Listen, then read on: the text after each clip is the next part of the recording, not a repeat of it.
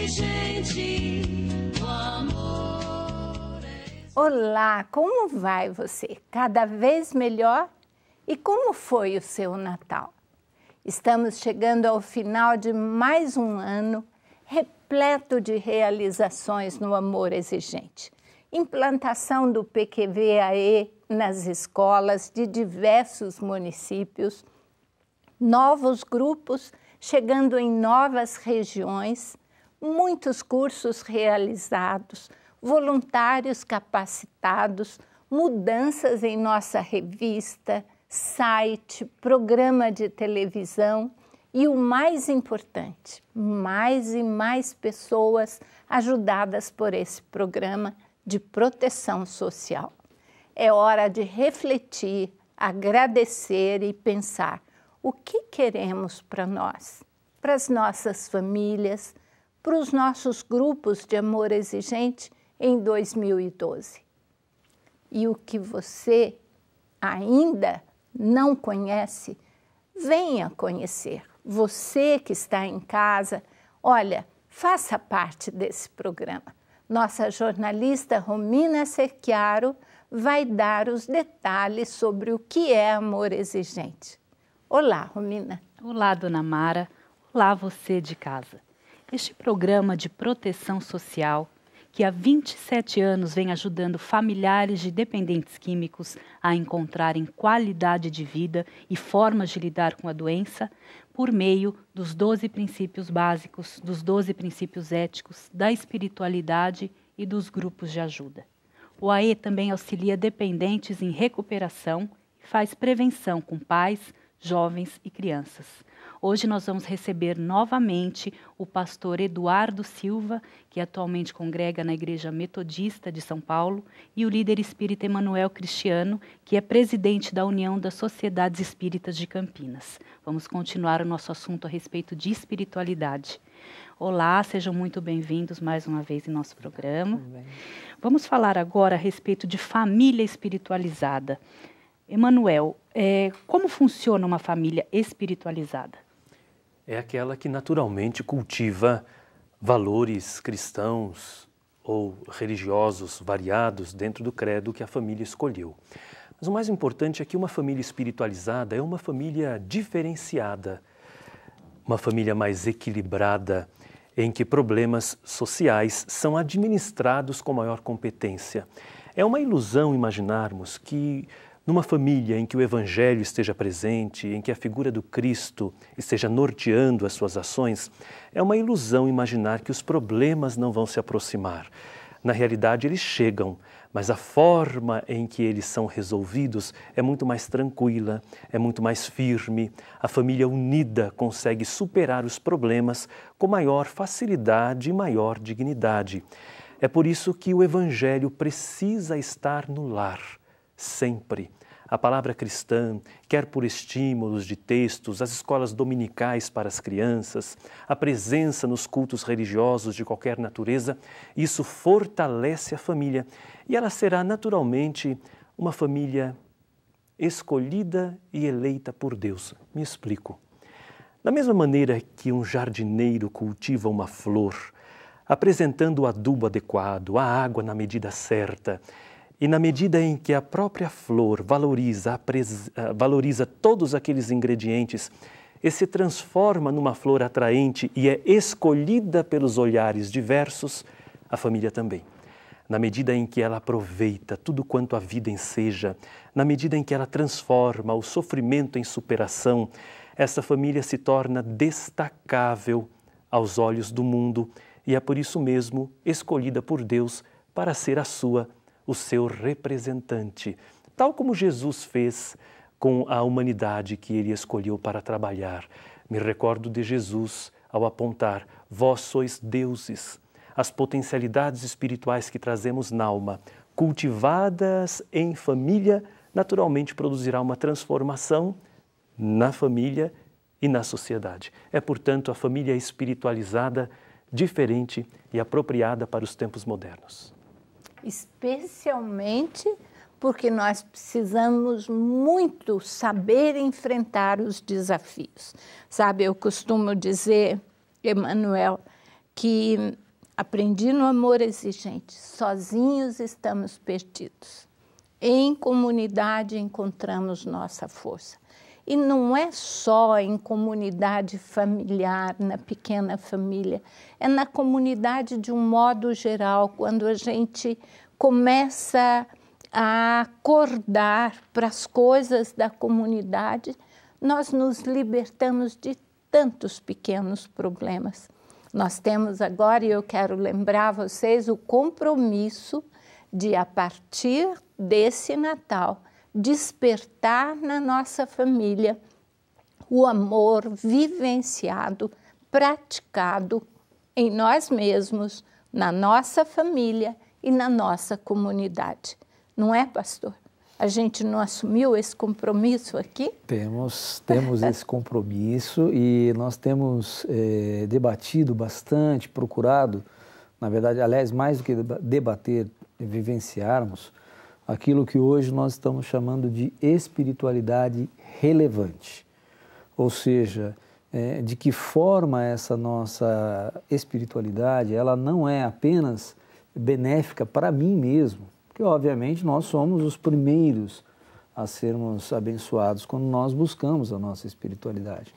Mas o próprio exercício da espiritualidade, da forma como nós a compreendemos, ela não é egoísta, ela não é só voltada para mim mesmo, né? Ao contrário, ela é também uma espiritualidade que ela tem um desdobramento natural para o próximo, seja dentro da nossa casa, né, com a nossa família, seja no nosso ambiente de trabalho, onde nós estivermos inseridos na nossa comunidade. Então, essa espiritualidade relevante e que nos faz sermos esses agentes também de aproximação, de consolo, de apoiamento, de acolhimento, muitas vezes, é a espiritualidade que nós estamos desafiados a viver nesses últimos tempos. A nossa busca tem sido nessa direção. Existem alguns líderes, pensadores, que têm trabalhado dentro da missão integral, destacar a importância dessa espiritualidade relevante, ou seja, que faça a diferença, não só no meu comportamento, no que diz respeito ao padrão ético, moral, né, da compaixão, do amor em si, mas também no aspecto dessa transformação social que acontece em função de nós vivenciarmos uma espiritualidade relevante. Sabe, eu gostaria muito de falar outra vez da Marina Canal Caetano Drummond e do Hélio Caetano Drummond Filho, um casal de psicólogos que são coordenadores de grupos de amor exigente aqui em São Paulo. Eles escreveram e doaram esse livro para a FEAE, para o Amor Exigente, falando de espiritualidade, uma nova vida. É muito bom esse livro. Ele mostra a dependência química e a força da espiritualidade atuando no indivíduo, trazendo uma nova vida. Gostaria muito que vocês conhecessem esse livro. Não deixem de lê-lo, tá bom? Pastor, eu gostaria de falar agora a respeito de prevenção, né? Nós sabemos que a espiritualidade é uma grande parceira da prevenção às drogas e aos comportamentos inadequados de uma forma geral. Sim. Como que o senhor vê essa questão? Olha, duas coisas que eu gostaria de pontuar. Uma, quando você fez naquele momento anterior a questão da pergunta da família espiritualizada, obviamente, essa questão ela é importante e é relevante. Por quê?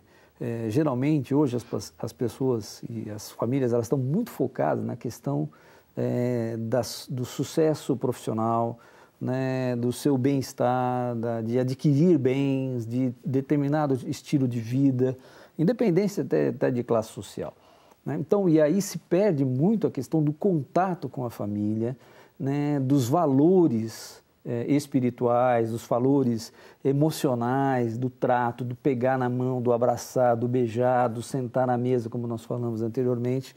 Então, esse já é um aspecto que é muito importante na questão da prevenção, né? Ou seja, fortalecer a relação familiar. Porém, o Manuel também colocou com muita propriedade, não quer dizer que com todo esse cuidado você esteja livre, não é?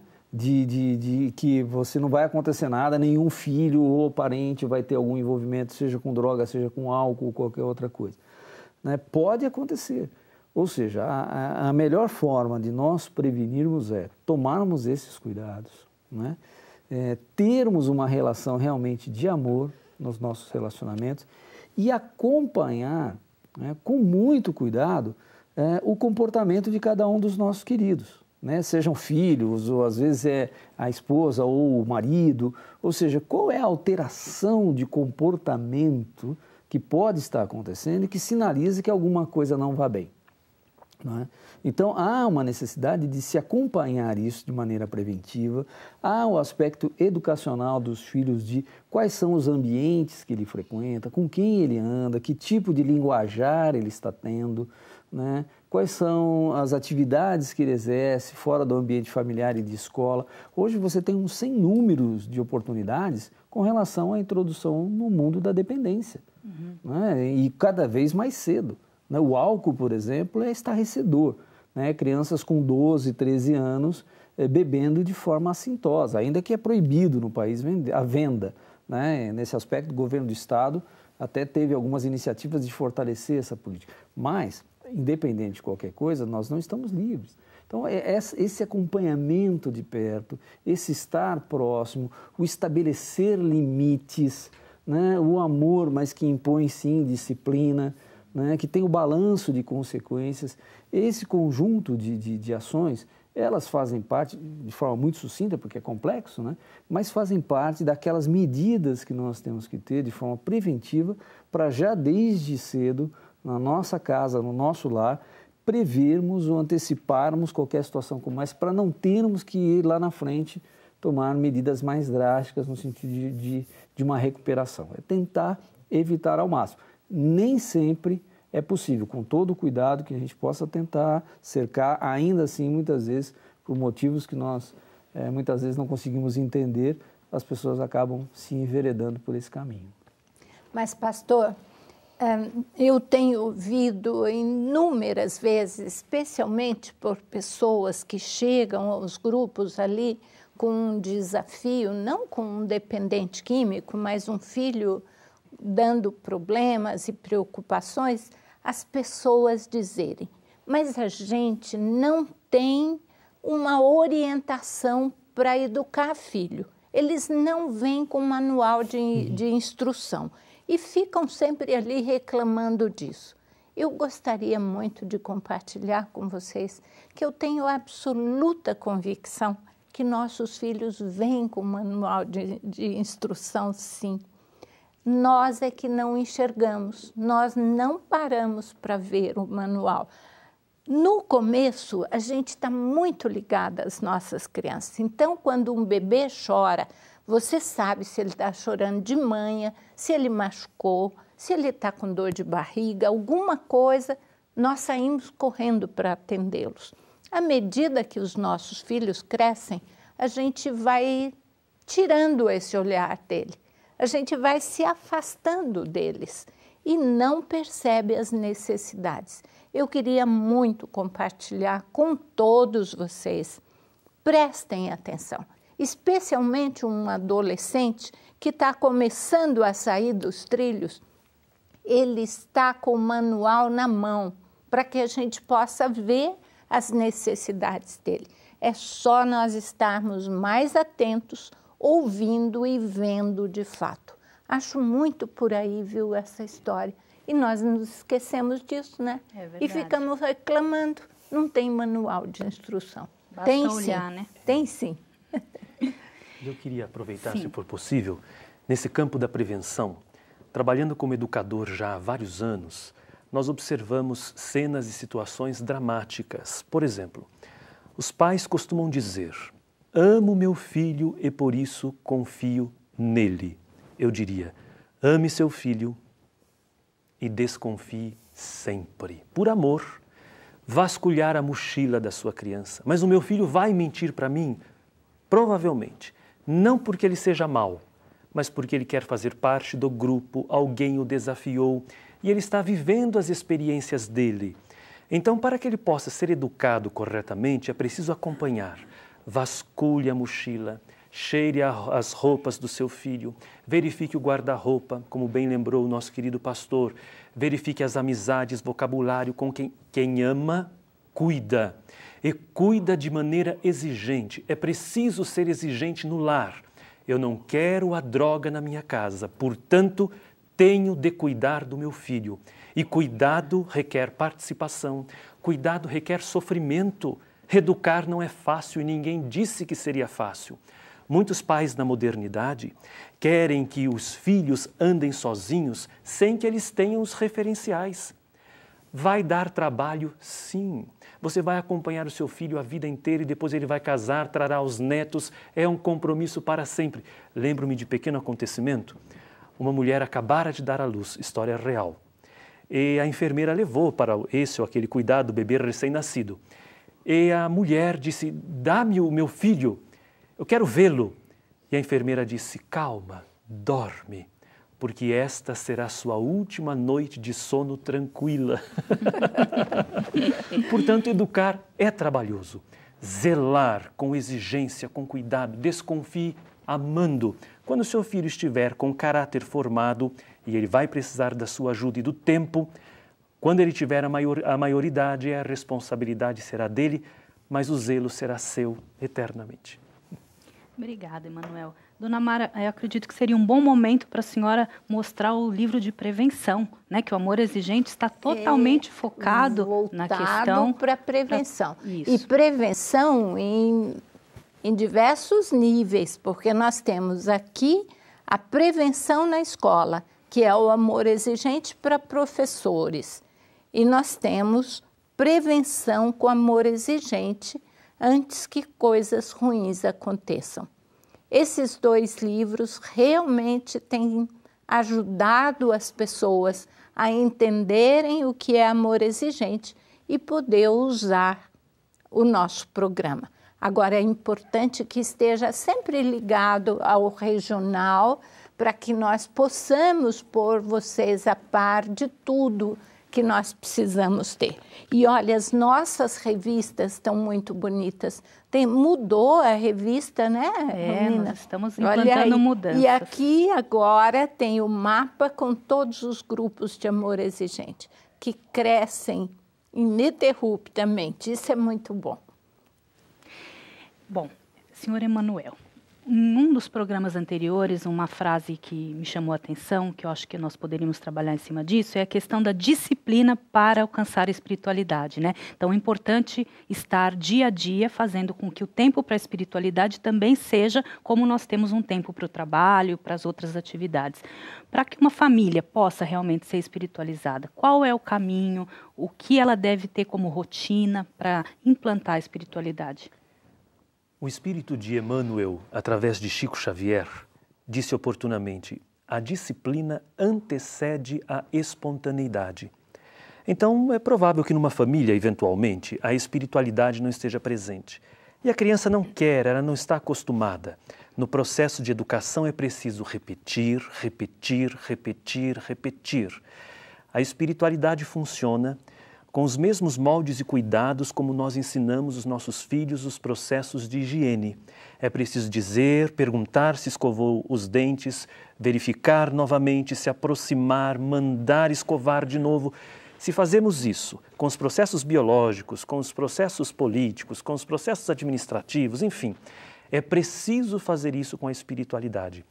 A criança no processo de formação, com todo respeito, ela não tem que escolher. Ela vai escolher depois. Por ora, são os pais que escolhem. Da mesma maneira que nos primeiros anos, os pais determinam que escola a criança vai cursar, ele deve determinar também que segmento religioso a criança vai experimentar e cursar. Mais tarde, desenvolvida na vida adulta, a criança poderá escolher. Então, os pais precisam cultivar isso com disciplina. A hora de começar e a hora de terminar. Mas uma coisa importante, temos aprendido com os ingleses. Antes da hora não é hora e depois também não. Respeitar o horário de espiritualidade, como nós respeitamos o horário da escola, o horário da lição de casa, o horário da visita, o horário do parque. Então, uma vida disciplinada, regrada, com rotina, que a criança aprenda. com naturalidade, porque está vendo dos pais e participando com os pais deste momento, ela vai introjetar. E a espiritualidade para ela não será uma novidade, será algo natural, espontâneo, porque um dia já foi disciplinado. Então é extremamente importante. É um trabalho de parceria, porque a criança, no seu processo cognitivo, ela vai reproduzir aquilo que vai agir de acordo como os psicólogos ensinam, por mimetismo, por mímica. E ela vai expressar o ambiente em que vive. Se ela está numa família agitada, se os pais falam impropérios, palavrões, a criança vai reproduzir. Portanto, criar, estimular um lar saudável para que a criança tenha, no seu sentido psíquico, no seu sentido cognitivo, a naturalidade de uma espiritualidade vivida a partir dos pais. Você sabe que recentemente eu vi uma matéria mostrando que a criança cuja família respeitou e deixou que ela crescesse para escolher a sua espiritualidade, ela não tem espiritualidade. É interessante isso, quer dizer, a família hoje respeita tudo, quer respeitar o filho nisso, naquilo, e respeitou para que o próprio filho escolhesse a espiritualidade que ele quisesse. Ele não tem condições mais, passou a hora de ele necessitar de fato dessa comunhão com Deus e ele agora vive a vida adulta sem Deus. Então é muito importante que nós pais, avós, deixemos para os nossos filhos e netos a força de Deus como modelo nosso, e se os pais não têm, que eles apresentem de alguma forma, que deixe a criança conhecer Deus de alguma forma, porque mais tarde vai ser muito mais difícil ele trazer essa ajuda para Deus, de Deus para ele. E eu acho que é até inteligente ter Deus. Sabe como assim? Nós não conseguimos tudo, não é, pastor? Nós fazemos tudo como se tudo dependesse de nós, mas na realidade nada depende da verdade, gente. Nós não estamos no controle das coisas, na verdade. Não estamos. Muitas delas fogem ao nosso controle. Só uma distinção para a gente entender um pouco como é que a gente pode elaborar essa questão da espiritualidade e tudo mais. Uma coisa que a gente tem, que eu procuro disciplinar, porque é uma questão que a gente tem que buscar. Se a gente não tiver esforço, ela não vai acontecer naturalmente. Por exemplo, na questão devocional. Então, eu tenho um tempo em que eu faço a minha leitura, faço a minha meditação. Muitas vezes eu estendo isso ao longo do dia pensando naquele tema, mas existe um momento em que eu foco e tenho a minha leitura, inclusive publico também essa leitura num outro blog, que é um devocional, é Tudo para Ele Devocional, é um devocional diário, e eu publico isso na internet, mas que faz parte da nossa vida, ou seja, tem que ter disciplina para esse tipo de exercício. E Paulo, ele é muito claro quando ele diz que aquilo que eu quero fazer eu não faço, o bem que eu quero fazer eu não faço, mas o mal que eu não quero fazer eu faço. Isso se aplica também à espiritualidade. Você tem algumas pessoas que são muito iluminadas e elas vivem uma vida de contemplação e oração, etc. Mas é uma minoria. A grande maioria tem dificuldade, sim, de ter um tempo para oração, de ter um tempo para uma leitura bíblica ou de qualquer outro livro que possa inspirá-lo. As pessoas têm essa dificuldade. Se ela não criar uma disciplina, ela não vai conseguir, né? Obviamente, para a criança é mais difícil ainda, principalmente porque hoje a criança ela vê televisão, vê internet, né, fala com alguém não sei aonde e está querendo fazer lição de casa. Então é uma loucura. Ou seja, você trabalhar isso nessa geração é mais difícil. Então fica muito aí o exemplo da nossa vida espiritual, da nossa espiritualidade, também sendo passada como um valor para os nossos filhos. Ou seja, eles enxergarem em nós, né, uma consistência, uma coerência entre aquilo que nós estamos falando para que eles sejam e aquilo que nós também somos. Ou seja, tem que ter o exemplo começando a partir de nós. E aí sim investirmos para que essa espiritualidade se desenvolva em nós e em nossos filhos. Pastora, verdade. agradeço a sua contribuição, Emanuel também, mas infelizmente nós chegamos ao final de mais um programa Amor Exigente e de mais um ano de atividades. Agradecemos aos nossos participantes convidados, de hoje e de sempre, do ano todo, aos nossos espectadores, aos voluntários, colaboradores, à Rede Vida, a todos que de alguma forma nos ajudaram a estar aqui todas as semanas com você de casa. E na semana que vem, já em 2012, os nossos líderes religiosos falarão sobre espiritualidade e motivação para começarmos o ano. Dona Mara. Obrigada, Romina. Mais uma vez, obrigada, Emanuel. Obrigada, pastor. Olha, uma alegria estar com vocês aqui. A você de casa, o meu mais sincero agradecimento por sua fidelidade aos programas de TV e ao Amor Exigente também. Mas, sobretudo, seja fiel a você mesmo, aos seus ideais, a tudo que te faz mais realizado, mais realizada, mais feliz. Saúde, alegria, paz em 2012. Feliz Ano Novo para você. Contem conosco, nós contamos com vocês também.